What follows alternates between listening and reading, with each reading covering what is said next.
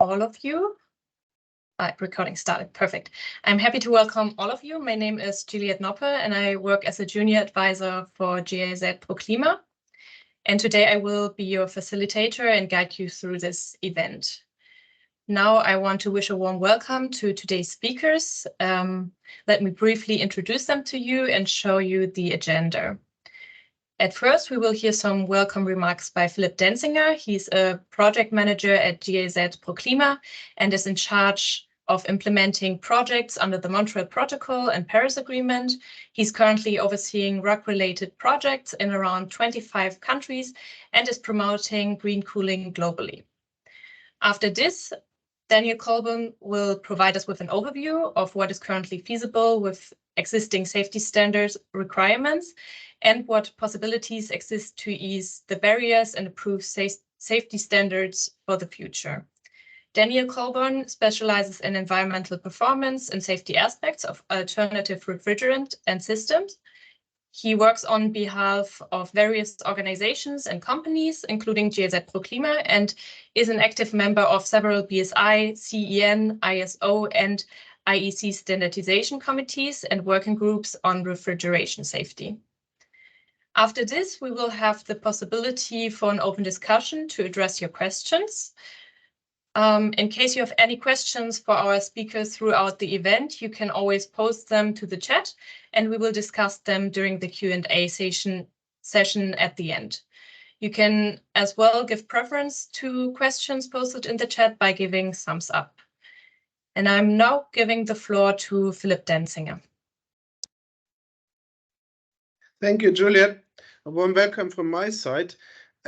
Maybe, just a kindly reminder, it would be good if those people who are not speaking at the moment, especially when Daniel is talking, turn off their cameras, because some participants still have the camera on. So basically, yeah, my name is Philipp Denzinger. I work for GIZ ProClima. GIZ ProClima has been working for over 25 years under the Montreal Protocol. We've been implementing projects under the Montreal Protocol, but in many, many countries. And we've also started from 2008 onwards implementing climate projects in the refrigeration and air conditioning sector. ProClima is always pushing for natural refrigerants and natural blowing agents combined with energy efficiency and even renewable energies. So what we call this the green cooling approach, and even the publication that we are presenting today, this is a revised publication.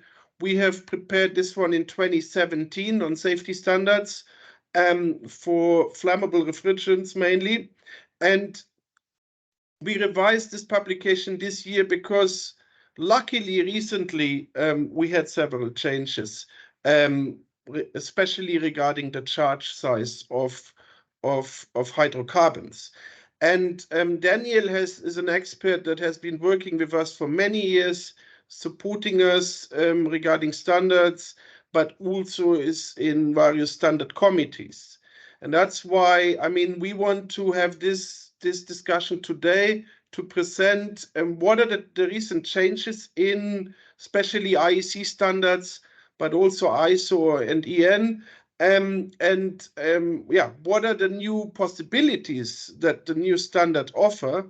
And we are very grateful that we have this updated standards, and we highly recommend that the partner countries now nationally adopt those international standards, and so that they're not only, on an international level, that you also have them nationally. And of course, we work in currently around 35 countries where we work in the RUC sector, and we look at standards in most of them also. We can't support all the countries. There's a lot we get many requests. But we recommend you join the Green Cooling Initiative, and then we can see how we can work with you. I think that should be in a nutshell. I want to hand over to Daniel, and maybe those who don't talk can turn off their camera, please. And later for the questions and answers, you'll be more than happy to to have all the cameras on if you want, but respect our recording policy. Daniel, I hand over to you. Looking forward to your presentation.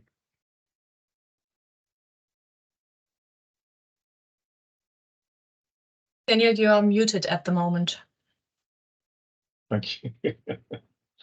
Okay, thank you very much, Philip.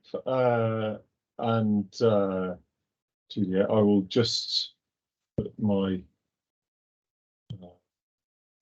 screen up. So, can you see my screen, Juliet? For me, it is still charging.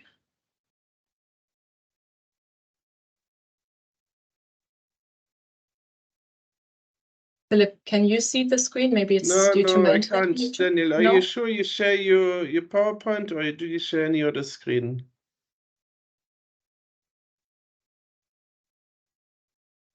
How about that? And Juliet, oh yeah, it's fine. Okay. Okay, so otherwise good morning, we cannot see your screen. Otherwise, Manuel can also share the presentation you shared with us yesterday. So you cannot see the screen now? No.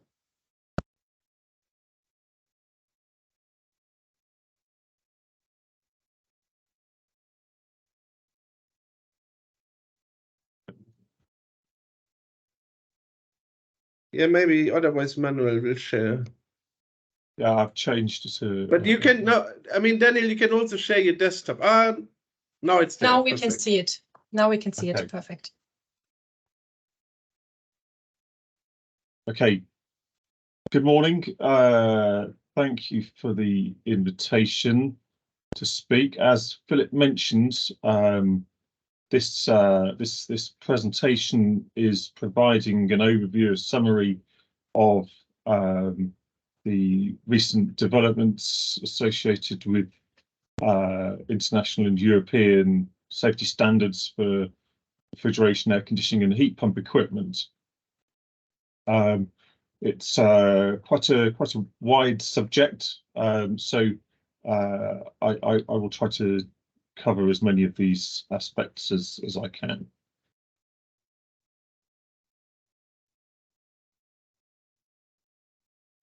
Okay, so firstly, why are we talking about this? As you all know, as you're all familiar with, we have the phase-down schedule of GWP according to the Kigali Amendment. When we look at this in one particular perspective, in terms of how much GWP refrigerants can have in certain regions, it provides some useful insight into which alternative refrigerants will be viable in the future. So this graph here shows the average GWP of all refrigerants that could be used within certain regions according to the Kigali, and also there's another line here for the EU F-gas regulation. And what this is showing you is that by the year around 2030, the GWP of refrigerants averaged across all sectors would need to be below about 250 to 300. Within about 10 years, the GWP of all the refrigerants on average would need to be below around 100. So obviously this can be offset in some respects. So where you have some sectors with that use a very low GWP, other sectors can then tolerate refrigerants with slightly higher GWP. But within the next, or by about 10 years' time, those options become less and less viable. It means that across all sectors, the refrigerant will have to be very low indeed. And what's the implication of this? Well, it means that really the majority of applications are going to have to use natural refrigerants or other very low GWP refrigerants. And as you probably know, the majority of those refrigerants are flammable to some extent. And that highlights the importance of safe handling and design of systems. So what are the implications when considering the adoption of alternative refrigerants? Let's say there are three main considerations to take into account. We have aspects related to environmental impact. So obviously that is dictated by the GWP of the refrigerant, as we all know, but also the energy consumption of the system. So there's no point in having a low GWP refrigerant if you're going to end up with a system that's designed to have poor energy consumption. Another important factor in the environmental impact is the material use. So you can, of course, have systems with low energy consumption, but ideally you don't want to do it by sacrificing high material consumption, because that has impacts associated with it. The other important aspect is cost. So again, material use is related to cost, and also energy efficiency. A lot of energy efficiency measures have a cost implication associated with them. And then the third element, really, when addressing alternative refrigerants, is safety. And when switching from a non-flammable refrigerant to a flammable refrigerant, this invokes a number of new considerations that perhaps practitioners weren't necessarily familiar with in the past, and this is handled in sort of one or two ways. Firstly, through compliance with safety standards and to some extent regulations, and also in terms of risk assessments, although there is a sort of close link between safety standards, regulations and risk assessments in itself. But practically and for most applications, a good understanding and implementation of safety standards is potentially crucial for ensuring safe systems.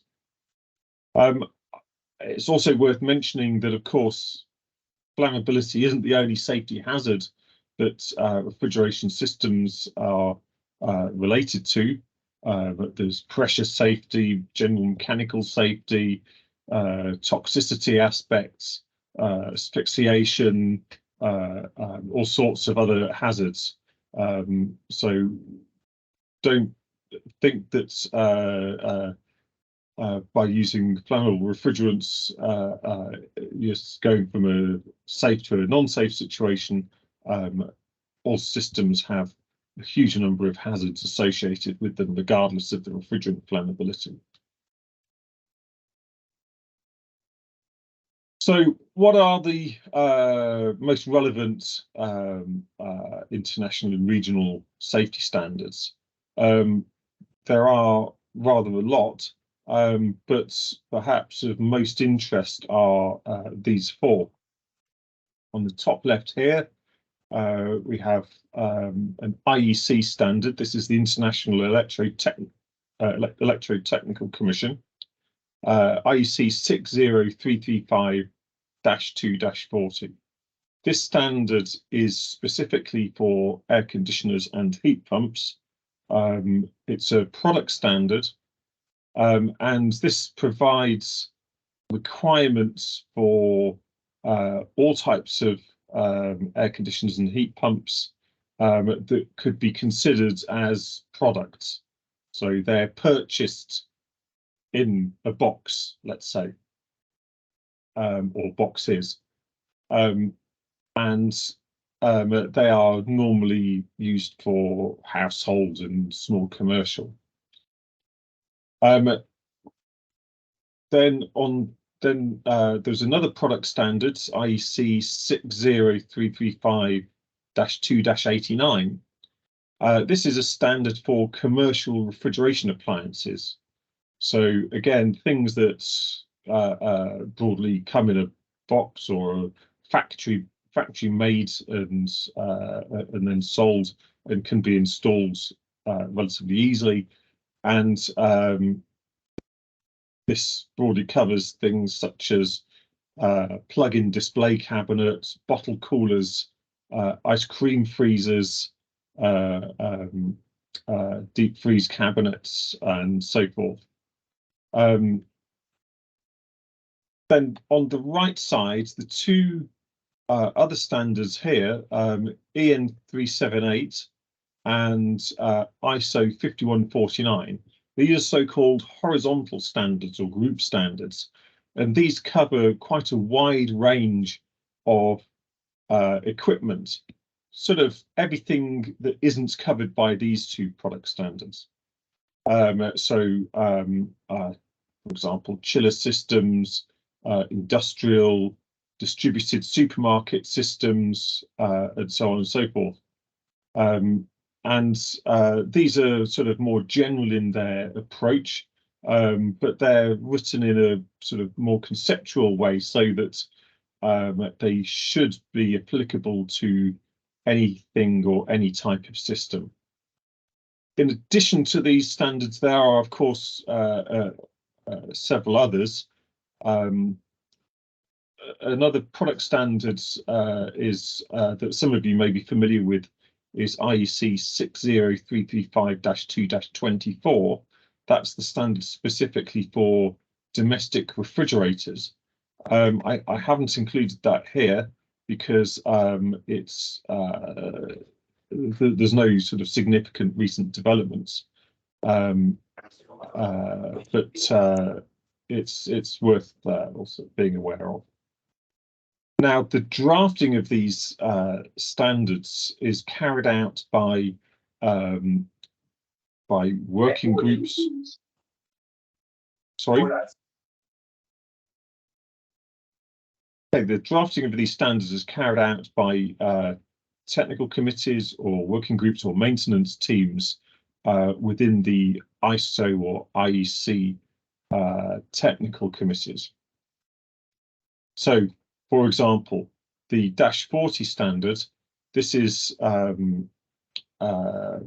this was recently revised by the IEC committee, the subcommittee 61D, which is responsible for this particular standard, and then there was a maintenance team, or actually it's a new maintenance team, 28, and that deals with the revision of all aspects of the standard, and it covers, I'd say, more or less all refrigerants.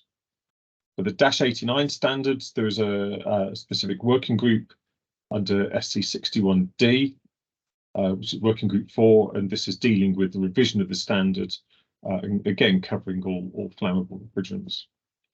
At ISO level, there is a technical committee 86, subcommittee 1, working group 1, that deals with the revision of the 5149 standard, again covering all refrigerants.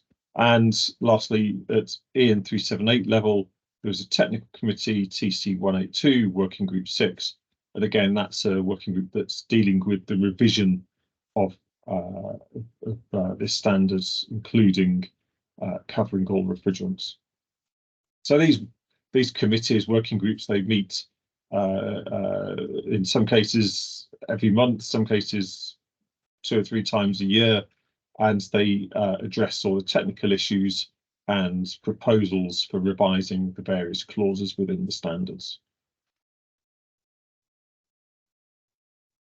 Now, going in a little bit more into the focusing in on the scope of these standards. So as I mentioned before, there's the 60335-24 standard, which is for domestic refrigeration. There's the -89 standard, which is for commercial refrigeration appliances.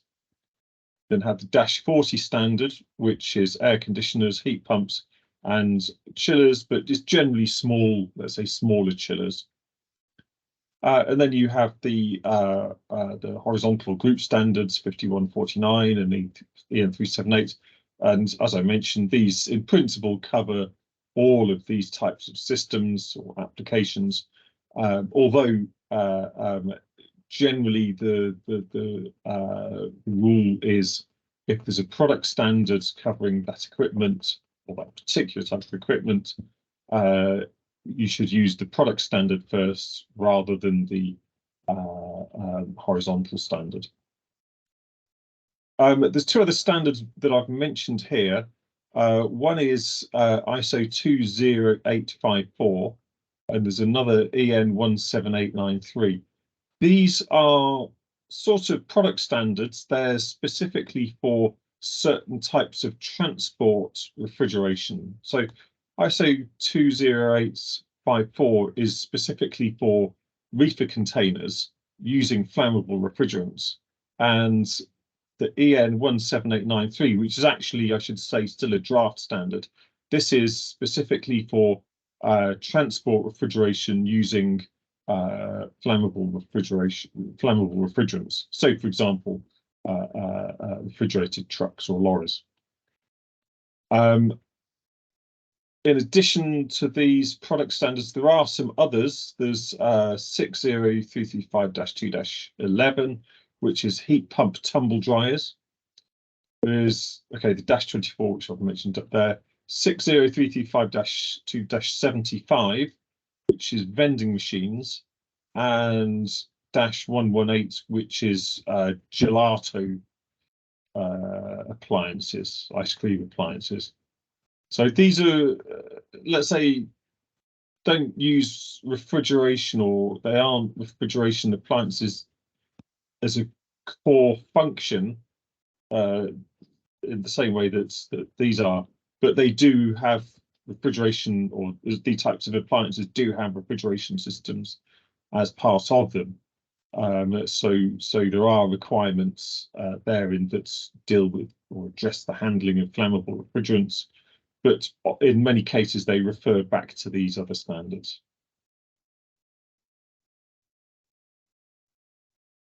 And just to make things even more confusing for you, there are, of course, a whole load of what I call supplementary or peripheral safety standards.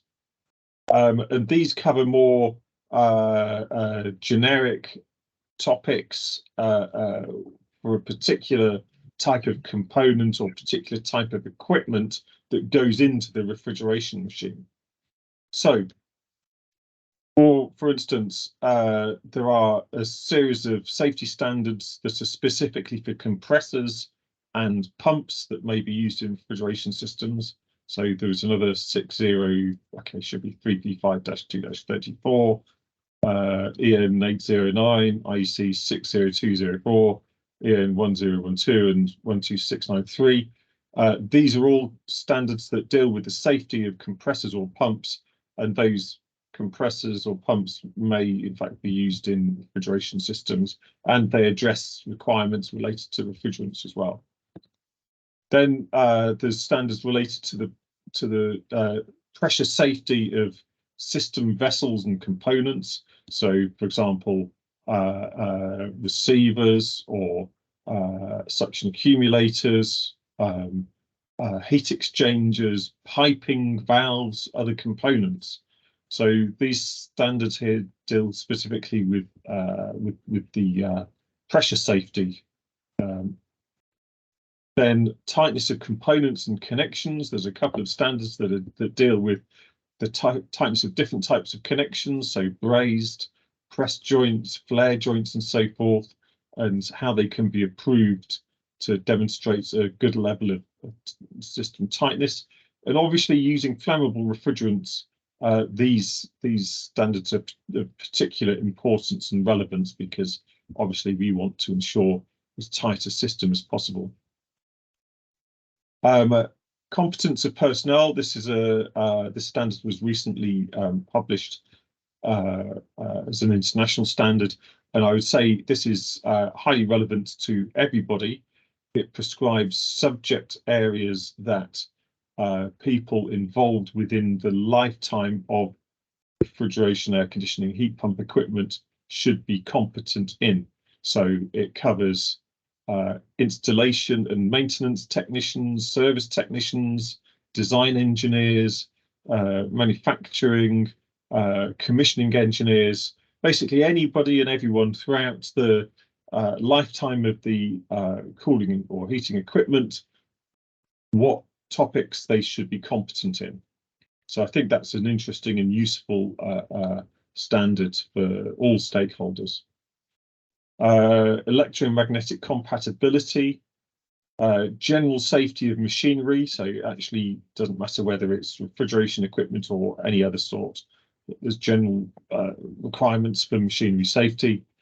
Risk assessment of equipment using flammable gases or flammable substances. Again, this isn't necessarily refrigerants only. It could be anything from photocopiers. They've got flammable substances in up to oil rigs. Safety characteristics of refrigerants, so ISO 817, which gives the R numbering and the flammability limits and the toxicity limits. And also there's an IEC standards that relates to flammability characteristics.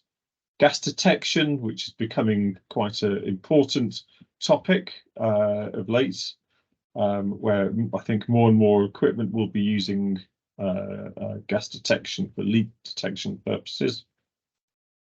Classification of hazardous areas, again related to the use of flammable refrigerants.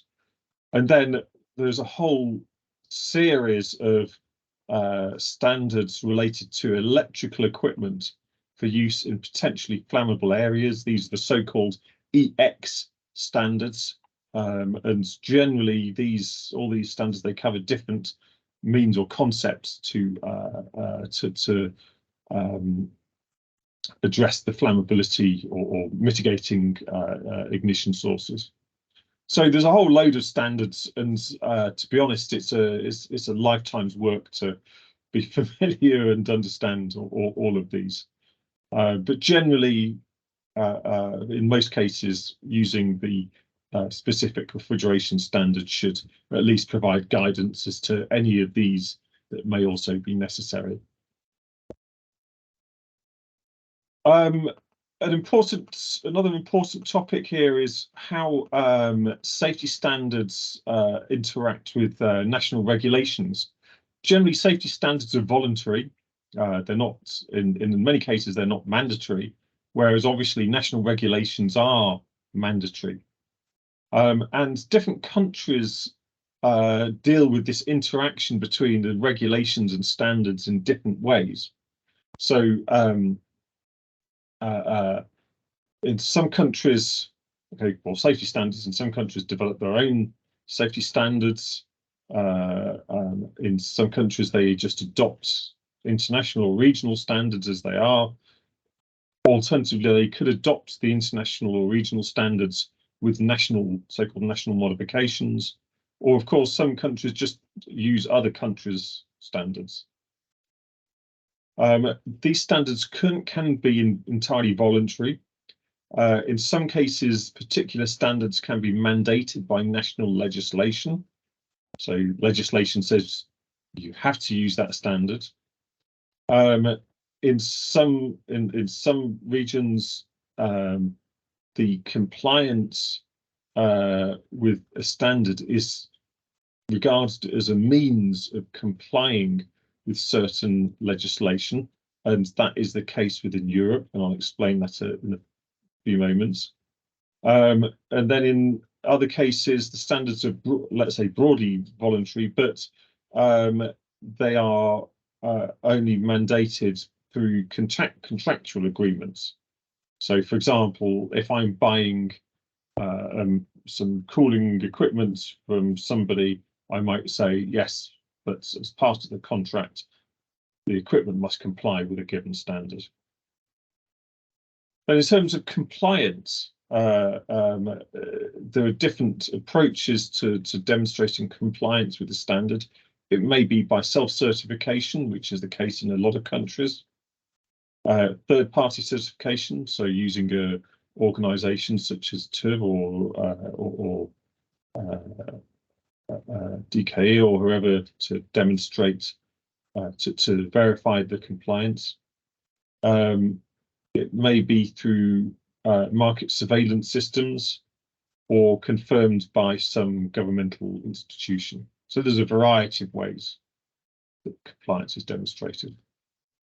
And for example, this is the situation in Europe. You have certain regulations or directives that must be complied with, and then there are standards where there is a presumption of conformity.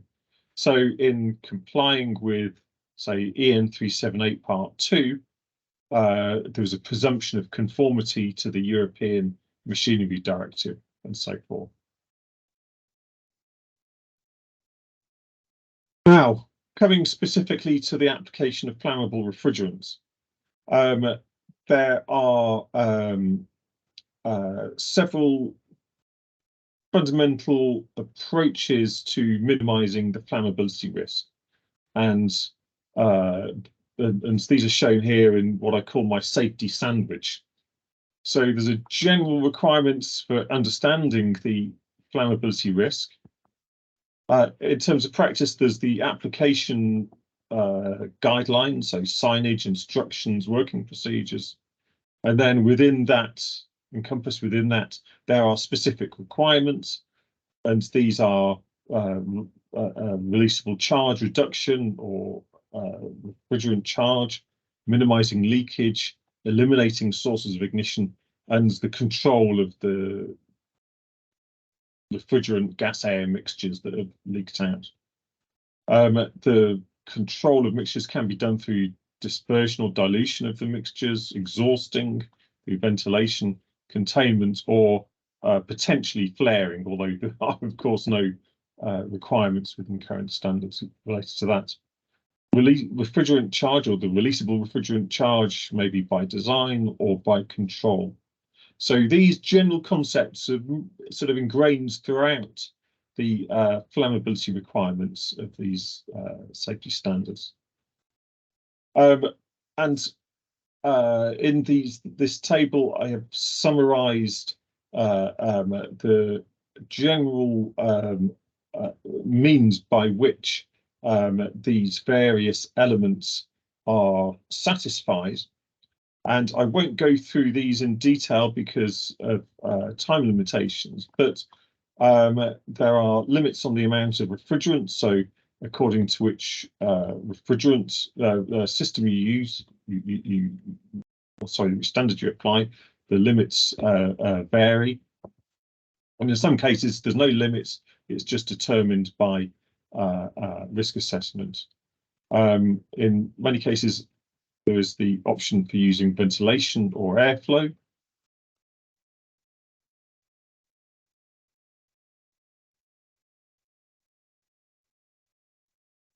Start.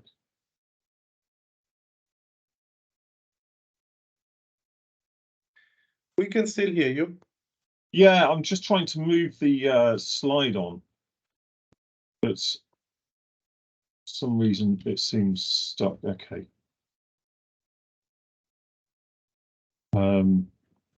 And then there are releasable charge options. So rather than just assuming the refrigerant that you put in the system leaks out, there are mechanisms to limit the amount of refrigerant that that escapes through using valves or other measures. And that is included in the -89, the new -40 standard, and will soon be in the ISO and EN 378 standards. There's another concept that we call the surrounding concentration test. So you don't necessarily have to limit the amount of refrigerant according to some quantity. You can measure the concentration of the refrigerant that leaks out and around the system and use that to determine how much refrigerant could be allowed. And that can be used in combination with other mitigation measures to help dilute the concentration of refrigerant. And I mentioned leak detection as well. There's other more general topics, so marking, strength pressure testing, electrical equipment, which we mentioned before, system tightness also mentioned, use of secondary or indirect systems where you limit the primary refrigerants in a location outside or in a machinery room. There's also a concept called ventilated enclosure, where the refrigeration system goes inside an enclosure, and that enclosure is ventilated in the case of a leakage. Elimination of sources of ignition, use of instructions and other information like marking, and lastly, the use of pressure limiting or relief devices such as PRVs and so forth. All these details are included in the publication so that you can study it in your own comfort. So specifically on the topic of refrigerant charge requirements, for systems located indoors, there are two types of limits. There is what I call the allowable charge limit and something called the upper charge limit. The allowable charge limit is a function of, broadly, a function of room size, and the upper charge limit is a sort of cap that applies regardless of the size of the system or equipment, but it can vary depending on the type of installation. So generally, when determining the refrigerant or the allowable refrigerant mass or the allowable refrigerant charge to go inside your system, you need to ensure that it fits below this or within this region here.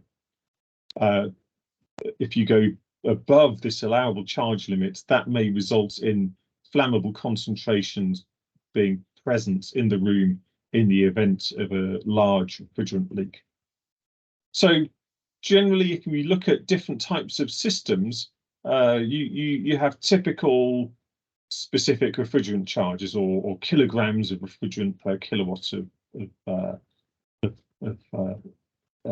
system capacity. And I've given a few illustrations on this page.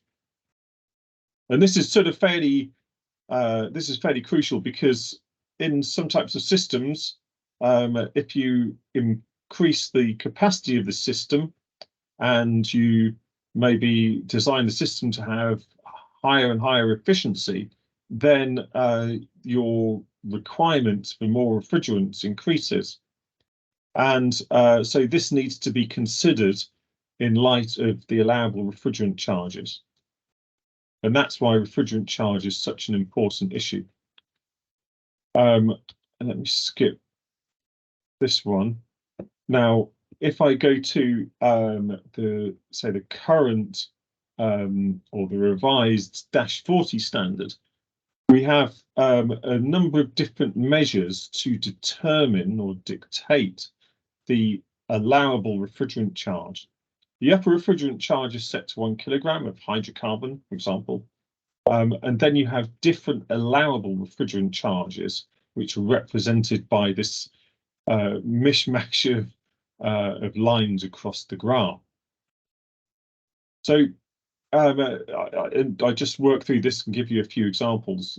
Firstly, there is the allowable charge limits for no mitigation options, so very basic systems. And that's represented by these two blue lines here. You can see for these types of systems, a floor or wall air conditioner, the allowable refrigerant charge is very limited. You could then apply a certain mitigation. So firstly, ETRS, that stands for Enhanced Tightness Refrigeration System. So avoiding flare joints indoors and so forth. So this allows you to have, because it results in a smaller likelihood of refrigerant release, it basically allows you to have more refrigerant charge. So that's these two turquoise lines here. So by having a tighter system, it allows you to have more refrigerant in the system. You can then have another type of approach, IAF, that stands for integrated airflow. So if you rely on some minimum airflow on the equipment, which could mix a leak of refrigerant, that allows you to have a lot more refrigerant. So you can see this green line here, that by using the integrated airflow in the system, then that allows you to have a lot more refrigerant for a given room size. And then we have this ALRC option, which means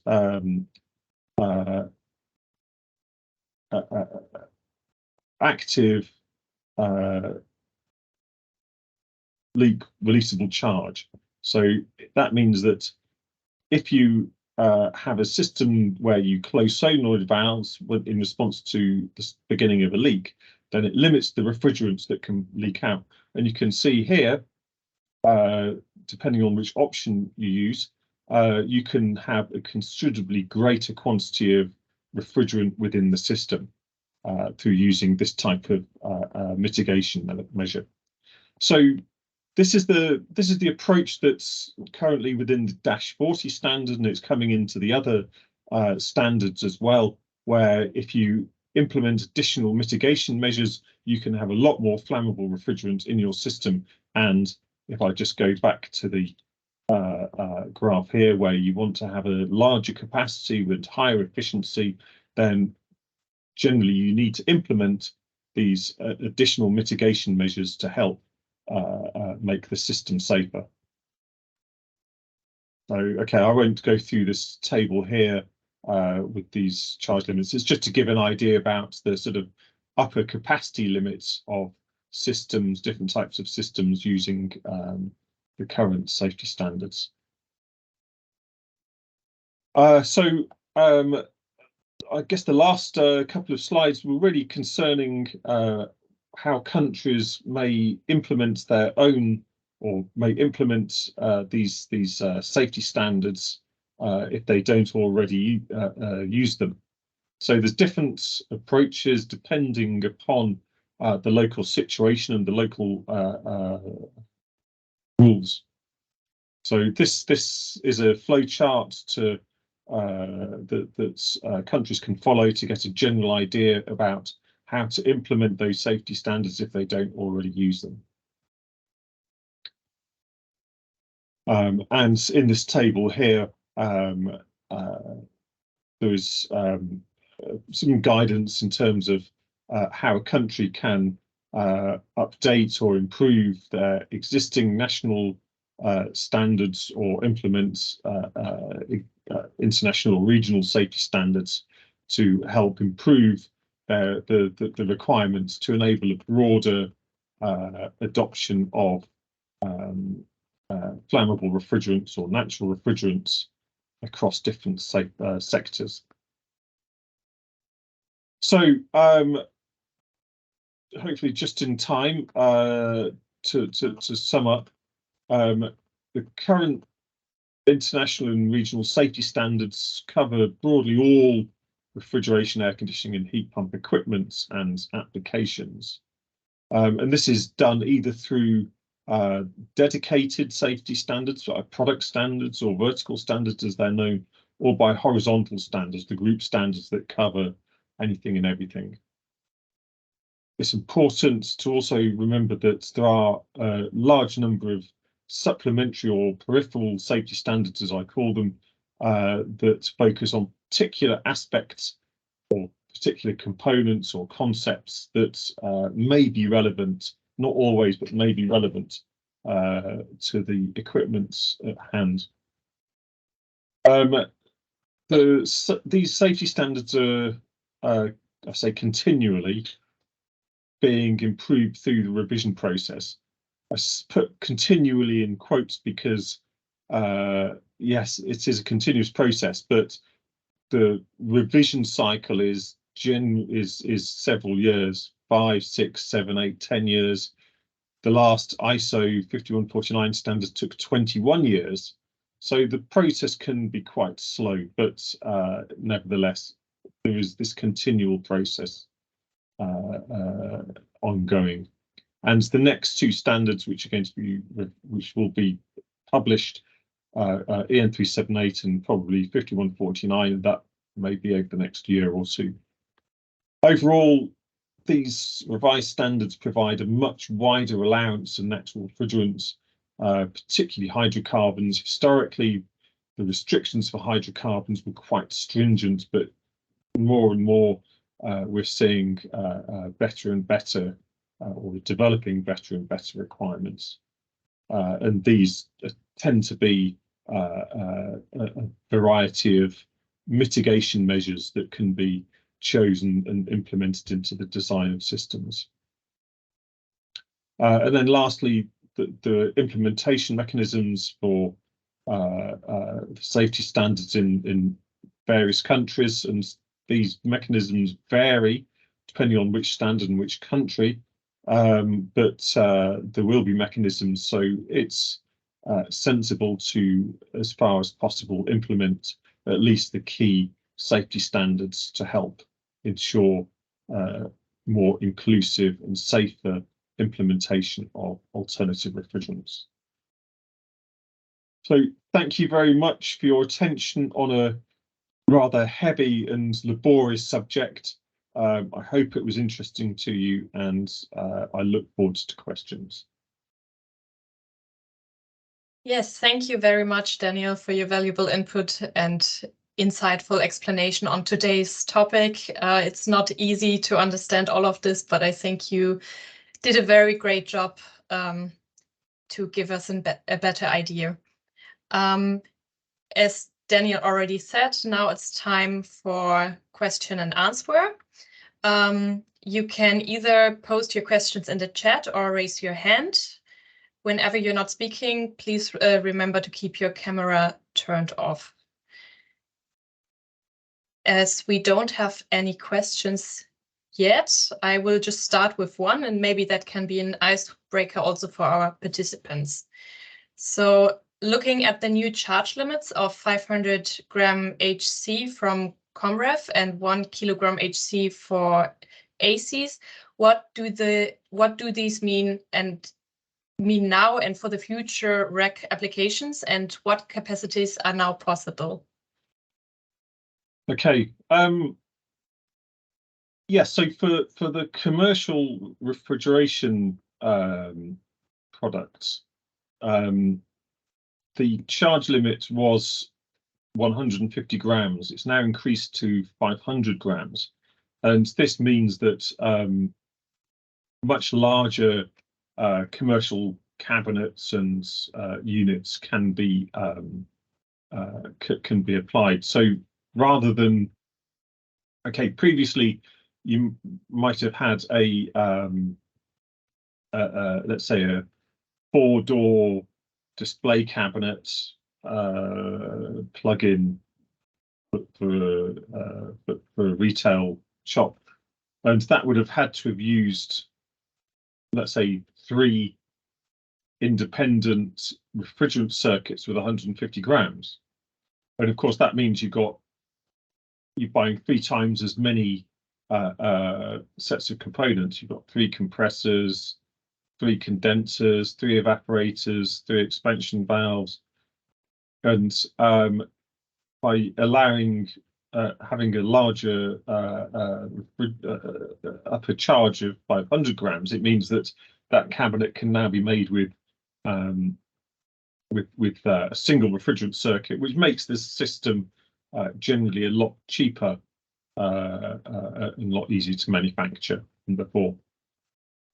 For air conditioning, I should say that actually in the past, the upper charge limit was always 1 kilogram, as shown on this graph here.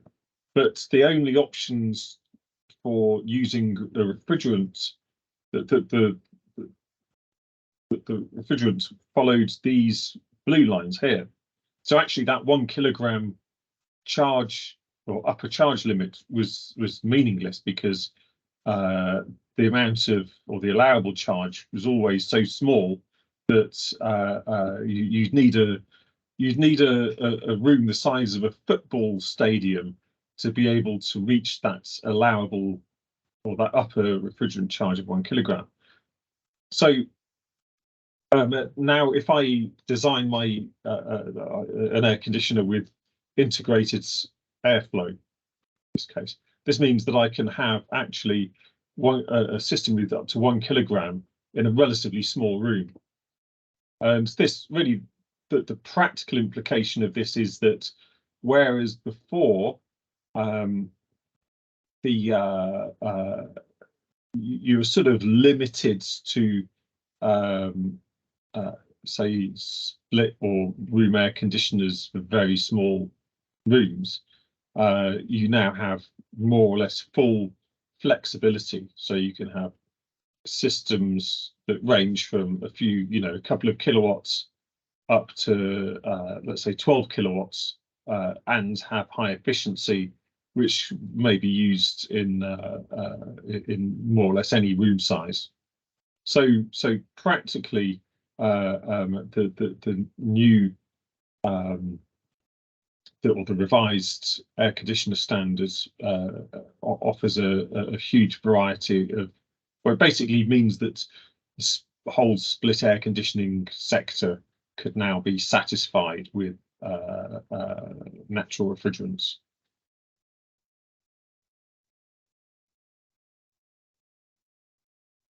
Okay, thank you. I think that made it very clear. Then we have another question. Since heat pumps are the hot topic in the EU, how will the standards impact their production? Yeah, good question. And top marks for the pun. Yeah, for heat pumps, actually, the product standard, the -40 standard, that allows up to 5 kilograms of hydrocarbon refrigerant in these types of heat pumps. So you can see these, and so actually that makes it makes life a lot easier. There are, I think when we looked at this last year, there was something like 500 different heat pump models using R290 for domestic heat pumps in Europe.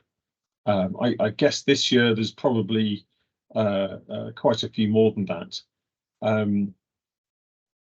The refrigerant charge of these systems varies from a few hundred grams up to maybe 2.5 kilograms. There are a couple of models that I found that used up to around 4.5 kilograms, but generally this 5 kilogram limit is more than enough for all of the products that we see being offered within Europe.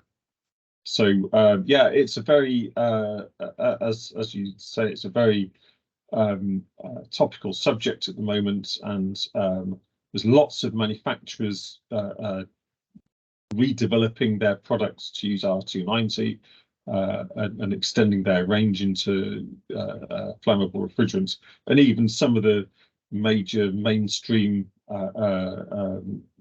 manufacturers you'll see have also started producing heat pumps with hydrocarbons.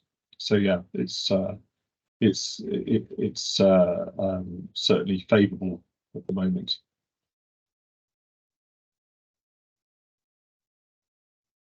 Okay, thank you very much. I think we didn't get any other questions by the participants, so I want to thank you and Philip again for your valuable input, and also to all the participants who showed their interest in this webinar.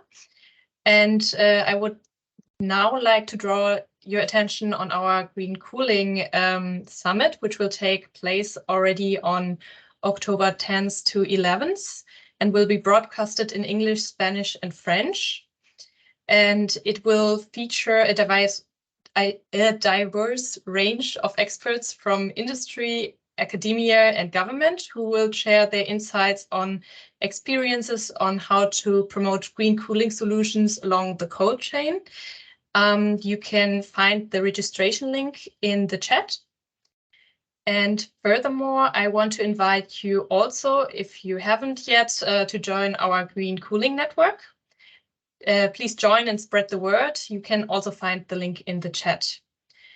And with that, I would like to thank you again for participating and wish you a wonderful remaining day or evening. And the recording will be available in the chat within a couple of hours. And you can also find our publications, the revised publication in the chat. So then.